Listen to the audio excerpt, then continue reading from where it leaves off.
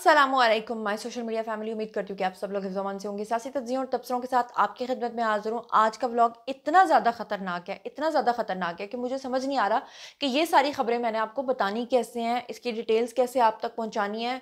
इसमें बहुत सारी ऐसी इन्फॉर्मेशन है जिसको सुनने के बाद आप हैरान हक्का-बक्का रह जाएँगे। तो बिना टाइम वेस्ट किए शुरू करते हैं आज के व्लॉग को, और फिर उसके बाद ऑनवर्ड्स जो है मैं आपको वन बाय वन सारी डिटेल्स जो है वो देती जाती हूँ। तो आज के व्लॉग का जो आगाज़ है उसमें सबसे पहली न्यूज़ मैं आपको ये देना चाहती हूँ कि अल्हम्दुलिल्लाह, अल्लाह का लाख लाख शुक्र है कि जिस जिस चीज़ के ऊपर आवाज़ उठाई है वो जनाब उसके ऊपर कोई ना कोई एक्शन हो रहा है। मैं ये तो नहीं कहूँगी कि हम बड़े पावरफुल हैं, मैं पावरफुल नहीं, पावरफुल आप हैं, क्योंकि आप लोग व्लॉग देखते हैं, आप लोग ये चीज़ें आगे शेयर करते हैं, आप लोगों तक पहुँचाते हैं और वो अरबाब इक़्तिदार तक पहुँचती हैं। तो जनाब आपको मैंने 2 दिन पहले अपने व्लॉग के अंदर ये एक वीडियो दिखाया था, और आपको पता ही है कि सीसीडी जो है वो आजकल ऐसे लोगों का सही ताक़ुब कर रही है। और मैंने आपको बताया था कि ये जो शख्स है ये ख़वातीन को जो कि पर्दे में थीं उनको छेड़ता था। बाकायदा तौर पे ये जो खातून जो कि पर्दा करके जा रही थी, इनको जो इसने छेड़ा था, ये वाक़या बेसिकली शेखुपुरा के अंदर फ़िरोज़वाला रचना टाउन का इलाका है, वहाँ पर पेश आया था। और ये जो खातून जा रही थीं, ये बेसिकली एक स्कूल टीचर थीं और ये अपनी जॉब के लिए जा रही थीं, बापर्दा थीं, लेकिन इस शख्स को शर्म नहीं आई और इसने बेहुदा हरकत की और ये वहाँ से दफ़ा हो गया। अच्छी बात ये कि हम सब ने मिलके आवाज़ उठाई, हमने कहा कि सीसीडी को इसके ऊपर जो है वो कोई ना कोई एक्शन लेना चाहिए। तो अल्हम्दुलिल्लाह, अल्लाह का लाख लाख शुक्र है कि फाइनली ये शख्स सलाखों के पीछे आ चुका है और ये गिरफ्तार हो चुका है। और मैंने अक्सर देखा है कि जो लोग गंदी हरकतें करते हैं ना, उनके चेहरे के ऊपर एक अजीब किस्म का ना एक वहशत उनके चेहरे को देख के आती है। और आप ज़रा देखें कि ये जो शख्स है इसकी ज़रा मनहूसत, अगर आपको मेरा एडिटर जो है इसका चेहरा ज़ूम करके दिखाए तो आप अंदाज़ा लगा सकते हैं। और अब इसके चेहरे के ऊपर जो नागवारी है और जो इसके चेहरे के ऊपर अब डर और खौफ है, ऑब्वियसली अब ये अपने हाथ से भी जाएगा, या इसके निफे में पिस्टल चलेगा, या इसका हाथ जिसने छेड़ा था उससे ये महरूम हो जाएगा। अब अगली जो खबर आपको देने जा रही हूँ ना, वो खबर सुनने के बाद तो आप कहेंगे वाह ज़ुनैरा, तुमने कमाल कर दिया, तुमने हमारा दिल खुश कर दिया। और मैं इस खबर का उन्वान रखूंगी कि बस कर ना छेड़ मलंगानू। जी हाँ, भारत जो है वो पाकिस्तान के अंदर दहशतगर्दी कर रहा था बराह रास्त। इसके अलावा बलूचिस्तान से भी वो दहशतगर्दी करवा रहा था और अफगानिस्तान से भी ख़वारिज को पाकिस्तान में एंटर करवा रहा था। फिर मैंने कल के व्लॉग में आपको बताया कि अब वहाँ पर जो भारत है वहाँ पे इलेक्शंस होने वाले हैं और उसके लिए वो दोबारा से पाकिस्तान के साथ एक मिनी जंग, एक मिनी एडवेंचर करने का ख्वाहिशमंद था। लेकिन ट्रंप के बार बार 7070 कहने के बाद उसकी बस नहीं चल रहा था कि वो करे तो करे क्या। अब भारत ने हर तरह से अपनी हर कोशिश करके देखी, फ़ज़ाइया के लिहाज से भी उन्होंने जो गंदगी करने की कोशिश की उसके बारे में भी आपको बता चुकी। अब मज़ेदार खबर क्या है? मज़ेदार खबर जनाब ये है कि जहां इंडिया ने अफगानिस्तान के थ्रू या बलूचिस्तान के अंदर से दरअंदाजी करके ईरान के रास्ते से बलूचिस्तान में अपने दहशतगर्दों को भिजवाया, वो कुलभूषण यादव आपको याद है ना, वो अभी तक जेर हिरासत है।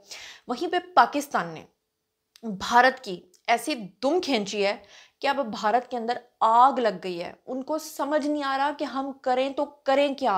उनका मीडिया और सोशल मीडिया मतलब इस वक्त पागल हुआ हुआ है, पागल कुत्ते की तरह वो काटने को दौड़ रहे हैं। उसकी रीजन क्या है? उसकी रीजन है ये एक तस्वीर। अब इस तस्वीर में क्या है? इस तस्वीर में ही तो सब कुछ है, इसीलिए तो मैंने कहा है ना छेड़ मलंगानू। जनाब ये कोई और नहीं है, ये हैं जी हमारे जॉइंट चीफ ऑफ स्टाफ, और ये खड़े हैं बांग्लादेश के वजीर आजम के साथ। अब इनके हाथ में एक चीज़ है। बांग्लादेश के ये जो साहब हैं मोहतरम, ये हमारे जॉइंट चीफ ऑफ स्टाफ को जो एक नक्शा पेश कर रहे हैं, ये बेसिकली एक चिकन नेक है। आप कहोगे चिकन नेक है, क्या है ये? जी मैं आपको बताती हूँ कि असल में कहानी है क्या। बेसिकली बांग्लादेश का ये दावा है कि उनका ये कहना है कि भारत की जो 7 रियासतें हैं, जब इंडिया पाकिस्तान बना था तो उस वक्त इन 7 रियासतों ने पाकिस्तान के साथ जाने की बात की थी, लेकिन इंडिया ने ज़बरदस्ती इनको अपने साथ रखा था। लिहाजा बांग्लादेश ने पाकिस्तान के हमारे जो सीनियर तरीन फौजी ऑफिसर हैं, यानी कि जॉइंट चीफ ऑफ स्टाफ, उनके दौरे के दौरान आसाम पर ऑफिशियल दावा कर दिया है कि आसाम जो है वो अब बांग्लादेश का हिस्सा बनेगा।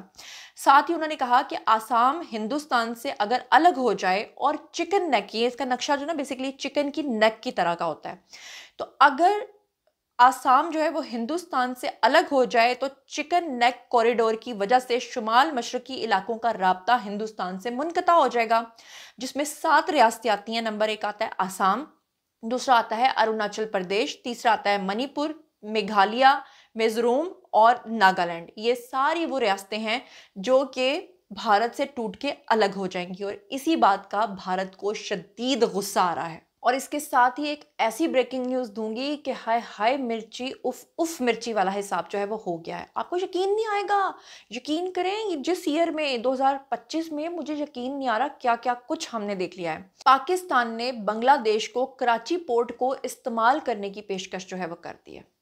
सुभान अल्लाह। अब जरा इसकी आप जरा सुनिएगा डिटेल कि ढाका, पाकिस्तान और बांग्लादेश के ताल्लुकात में अहम पेशरफ्त जो है वो सामने आई है। दोनों ममालिक में दो तरफा इक्तसादी और तरक्याती ताउन को मजीद मजबूत बनाने के लिए अहम संगे मील जो है वो तय हुआ है और एलामिया आया है, जिसमें ये कहा गया है कि ढाका में 20 साल के बाद बांग्लादेश जो है उसका जॉइंट इकोनॉमिक कमीशन का इजलास हुआ। इजलास की सदारत वजीर पेट्रोलियम अली परवेज मलिक और बांग्लादेश के मुशीर खजाना जो है उन्होंने किया। एलामिया में कहा गया कि पाकिस्तान ने बांग्लादेश को कराची पोर्ट के इस्तेमाल की पेशकश की है। कराची पोर्ट से बांग्लादेश, चाइना और वस्ती एशिया ममालिक के साथ तिजारत हो सकेगी और इसी बात की शदीद तकलीफ इस वक्त भारत को मची हुई है। अच्छा जी, एक और खबर जो है वो मेरे इधर उधर के जराए से जो है वो मुझ तक पहुंची है और इस खबर की अभी मैं सिर्फ आपको 70% तस्दीक करती हूँ। मतलब 30% अभी भी चांसेस हैं कि हो सकता है ये खबर सही ना हो, लेकिन क्योंकि ये खबर पहुंची है तो ये हो कैसे सकता है कि खबर मुझ तक पहुंची और वो मैं आपके साथ शेयर ना करूँ। तो ज़रा मुलाहिज़ा फरमाइएगा। खबरें कुछ आ रही हैं कि जनरल आसिफ गफूर जो हैं उनके असासे जो हैं वो मुंजमद कर दिए गए हैं और उनका जो नाम है वो ECL में डाल दिया गया है। उनके ऊपर सफरी पाबंदियां भी आयद कर दी गई हैं। अब ये बेसिकली न्यूज़ 9 ने एक आर्टिकल लिखा है और उनका कहना यह है कि जनरल आसिफ गफूर ने बतौर DGI SPR जो है वो अपने बहुत सारे मौसर बयानात जो हैं वो दिए हुए हैं अपने वक्त में, और फैज़ हमीद के वो राइट हैंड समझे जाते थे और फैज़ हमीद का आपको पता ही है कि कोर्ट मार्शल हो रहा है। अब बताया ये जा रहा है कि उनके ऊपर जो है वो बाकायदा, बल्कि आपको ये भी बता दूं कि ये जो आसिफ गफूर साहब हैं इनके ऊपर रेड टैग जो है वो ऑलरेडी लगा हुआ था। और आपको ये भी याद होगा कि आसिफ गफूर जो हैं इन्होंने, जब आसिम मुनीर ने अपना ओहदा संभाला था तो उसके बाद इनके बारे में कुछ इस तरह की रिपोर्ट्स आई थी। आपको याद है कि बहुत सारे लोगों के कोर्ट मार्शल हुए थे 9 मई के बाद। तो इनको उस वक्त नेशनल डिफेंस यूनिवर्सिटी जो है यानी NDU का सदर मुकर्रर कर दिया गया था। और सदर जो NDU का होता है वो एक बिल्कुल गैर मौसर या पार्किंग पोस्ट के तौर पे जो है ऐसा ऑफिसर जो है वो समझा जाता है, क्योंकि उस वक्त भी रेड टैग था लेकिन उस वक्त ये सर्विस में थे। फिर उसके बाद ये रिटायर हो गए। रिटायरमेंट के बाद इनकी कुछ इस तरह की मुलाकातें हुई हैं जिनके ताने बाने PTI के सपोर्टर्स के साथ जाके मिलते हैं। और अरशद शरीफ की मेरे ख्याल से वालदा की डेथ के ऊपर भी इन्होंने डायरेक्ट जाके वहाँ पे जनाजा भी पढ़ाया। हालांकि अरशद शरीफ की वालदा के जनाजे पे जाना कोई बुरी बात नहीं है। बुरी बात होती है मैसेज देना कि हम किन के साथ हैं और हमारे राब्ते वास्ते किन लोगों के साथ हैं, हमारी सपोर्ट जो है वो किसके साथ है। तो आसिफ गफूर साहब जो हैं वो अपने वक्त के बड़े बड़े ही जिसे कहते हैं ना कि अहम अहले यूथ के सपोर्टर थे, उनको सपोर्ट करते थे। और आज जितने भी लोग, ये शहबाज गिल से लेकर मोईद पीरज़ादा तक और ये शहजाद मिर्ज़ा शहजाद से लेकर और शहजाद अकबर से लेकर जितने भी लोग इस वक्त मुल्क से भागे हुए हैं, ये सारे वो लोग हैं जो कि इनके बनाए हुए हैं, इनके हाथों से बने हुए हैं। तो ऐसे में उनके ऊपर जो सफरी पाबंदियाँ लगी हैं और अगर वाकई खबर सही है कि उनके अकाउंट्स जो हैं वो मुंजमद कर दिए गए हैं, तो आपका इस बारे में क्या ख्याल है? आपने मुझे ज़रूर बताना। आपको याद होगा जब मैं नेशनल डिफेंस यूनिवर्सिटी में वर्कशॉप के लिए गई थी तो मेरी इनके साथ मुलाकात भी हुई थी और वहाँ पर सिर्फ मेरी अकेली की नहीं, वहाँ पे बहुत सारे लोग थे और उस हॉल के अंदर जो है सबको क्वेश्चन करने का मौका मिला। तो मुझे आज भी याद है कि आसिफ गफूर साहब जो हैं वो मेरा क्वेश्चन नहीं ले रहे थे। मैं बार बार हाथ खड़ा कर रही थी तो सबके क्वेश्चन ले रहे थे। तो मैंने इनके बारे में पहले ही अंदाज़ा लगा लिया था कि दो ही बातें हो सकती हैं, या तो ये मुझे बिल्कुल नहीं जानते कि मैं कौन हूँ या फिर ये मुझे बहुत अच्छे से जानते हैं कि मैं कौन हूँ।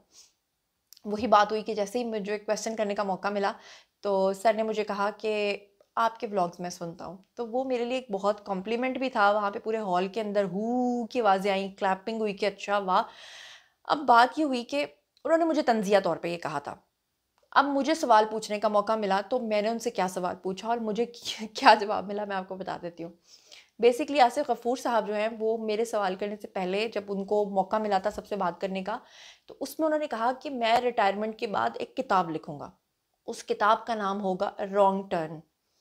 तो जब मुझे ये सवाल करने का मौका मिला तो मैंने उनसे कहा कि सर, मुझे आपसे ये पूछना है कि क्या आप आज भी उसी रॉन्ग टर्न पे खड़े हैं या कि आपने अपना टर्न ले लिया है? इस पे जो है हॉल के अंदर बड़ी तालियां गूंजी और हर बंदा मेरी तारीफ कर रहा था कि वाह वाह, क्या हाजिर जवाबी से तुमने सवाल किया है और ये वो।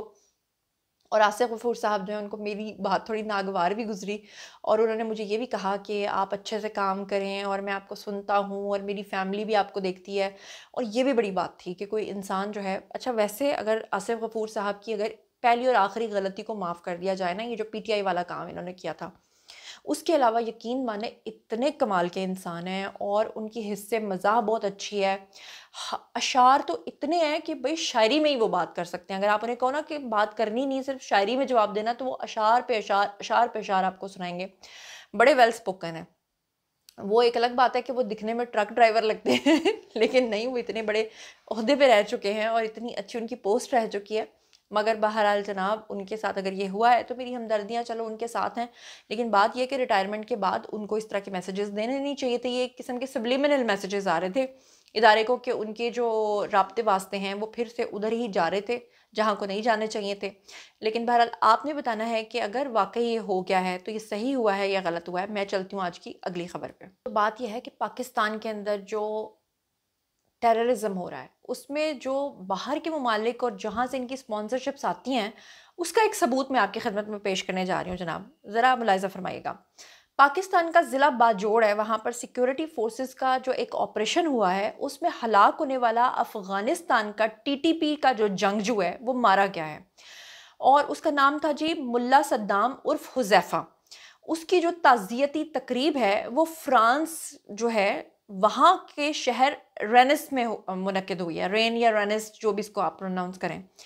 अब मुल्ला सद्दाम समेत 4 टीटीपी के जंगजू जो हैं वो 19 अक्टूबर को बाजोड़ के ऑपरेशन के अंदर मारे गए थे। और मज़ेदार बात यह है कि इसमें ख्वारिज नहीं बल्कि 3 अफ़गान शहरी भी शामिल थे। फ्रांस के शहर रेन में मस्जिद तकवा के अंदर 26 अक्टूबर को दोपहर 1:30 से लेकर 4 बजे तक ये ताज़ियती तकरीब जो है होती रही है, जिसमें बड़ी तादाद में अफ़गान बाशिंदों ने शिरकत की थी। तो कहने का मकसद ये है कि ये जो अफ़गानिस्तान के तालिबान इस वक्त पाकिस्तान के साथ मुज़ाकरात में बिज़ी हैं और कह रहे हैं कि नहीं जी, हम तो किसी किस्म की इस तरह की चीज़ों में इन्वॉल्व ही नहीं है। तो उन्हें जब पाकिस्तान ने वहाँ पे ये तमाम सबूत दिखाए तो वहाँ पे इनकी बोलती बंद हो गई। और यही वजह है कि अफ़गानिस्तान पाकिस्तान के साथ अब रिटर्न मुआहदा नहीं कर रहा, क्योंकि पाकिस्तान की सिर्फ एक ही शर्त है और वो शर्त ये है कि हर सूरत आपने इस चीज़ की श्योरिटी देनी है कि आपकी सरजमीन जो है वो ख्वारिज के लिए और दहशतगर्दों के लिए इस्तेमाल नहीं होगी कि आपके दहशतगर्द पाकिस्तान में आके कार्रवाइयाँ करें, जिसके लिए वो परेशान इसलिए हैं क्योंकि उनको स्पॉन्सरशिप्स तो आती हैं इंडिया से, उनको स्पॉन्सरशिप्स तो आती हैं दुनिया से, जो पाकिस्तान को स्टेबल देखना ही नहीं चाहते। तो अब आपको सारी कहानी समझ में आ गई होगी और अब हम चलते हैं आज के ब्लॉग की अगली खबर पे। और अब मैं आपके साथ शेयर कर लेती हूँ आज की बड़ी दुख भरी खबर है जनाब। दुख भरी खबर इसलिए है कि ये खबर पे मेरा यकीन नहीं आ रहा मुझे, यानी कि मुझे बतानी तो पड़ रही है, ऑब्वियसली मैंने हक सच की बात करनी है, जो खबर होगी मैं वैसे बताऊंगी, लेकिन मुझे दुख इसलिए हो रहा है क्योंकि इसमें कुछ ऐसे अफसरान हैं जिनको मैं जानती थी, जिनकी नेकनामी जो थी मैं उससे वाकिफ़ थी और वो ऐसे लोग थे कि यकीन नहीं आ रहा कि वो ऐसा कर सकते हैं। मुझे लगता है कि उनके ऊपर इल्ज़ामात जो हैं वो झूठे होंगे और मेरा प्रॉमिस है कि जब वो लोग आएँगे छूट के तो मैं उनसे ज़रूर उनका मौक़िफ़ लूँगी। लेकिन फ़िलहाल की जो ख़बर है वो ये है जनाब कि एफ़आईए के ख़िलाफ़ जो है एफ़आईए की एक कार्रवाई हुई है जिसमें करप्शन के इल्ज़ामात के ऊपर जो एनसीसीआईए के 4 अफसरान हैं, जिनके बारे में ऑलरेडी मैं आपको बता भी चुकी हूँ, गिरफ्तार हुए हैं। उसमें करप्शन के इल्ज़ामात पे डायरेक्टर एनसीसीआईए समेत जो 4 अफसरान गिरफ्तार हुए हैं, उसमें एडिशनल डायरेक्टर हैं जी सरफराज साहब, वो भी गिरफ्तार हो गए हैं। पूरा मामला, पूरी कहानी आपके सामने रख देती हूँ। लाहौर में कार्रवाई करते हुए जो वफाकी तहकीकाती इदारा एफआईए है, उन्होंने कार्रवाई करते हुए एडिशनल डायरेक्टर समेत नेशनल साइबर क्राइम एजेंसी यानी कि एनसीसीआईए के 4 मुबैना अफसरान को गिरफ्तार किया है।